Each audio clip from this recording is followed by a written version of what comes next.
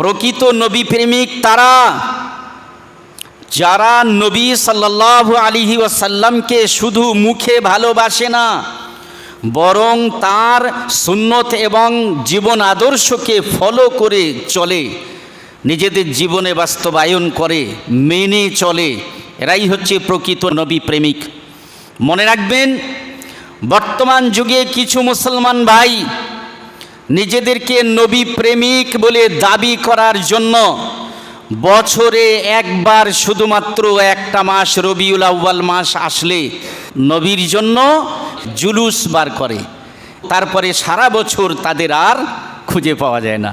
অনুরূপভাবে আরেকটি দল, তারা নবী মুহাম্মদ সাল্লাল্লাহু আলাইহি ওয়াসাল্লামের ওই সুন্দল বার করে।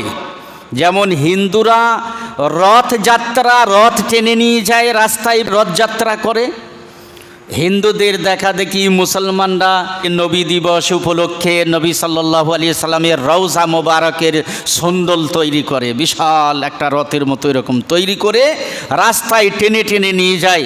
হিন্দুদের থেকে এসব নিয়েছে। ভাই মনে রাখবেন, এটাও কিন্তু প্রকৃত নবী প্রেমিক হওয়ার আলামত নয়। 3 নম্বর আরও একটা এর থেকে জঘন্য বিষয় শুনে রাখেন।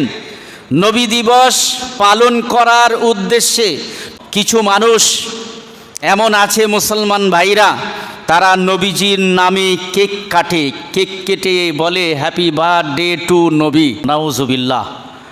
আমি যখন উত্তরপ্রদেশে দেওবন্দে পড়তাম, তখন উর্দু পত্রিকাতে পড়েছিলাম কোনো এক বছরে যে বেরেলিরা, ইউপি উত্তরপ্রদেশে বেরেলিরা নবী মুহাম্মদ সাল্লাল্লাহু আলাইহি ওয়াসাল্লামের জুতা মোবারকের কেক তৈরি করেছে।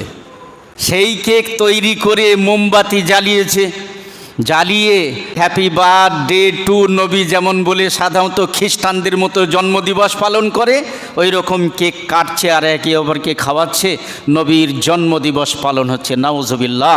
এসবগুলো এসেছে কিন্তু বেধর্মীদের থেকে।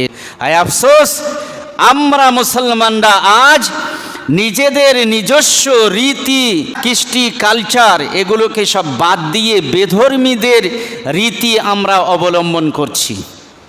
মনে রাখবেন, ইসলাম ধর্মে কোনো ব্যক্তির জন্মদিবস পালন করা নিষেধ, কোনো প্রমাণ নেই। চাই সে একজন নবীর নামেই হোক না কেন, জন্মদিবস পালন করা বিদআত।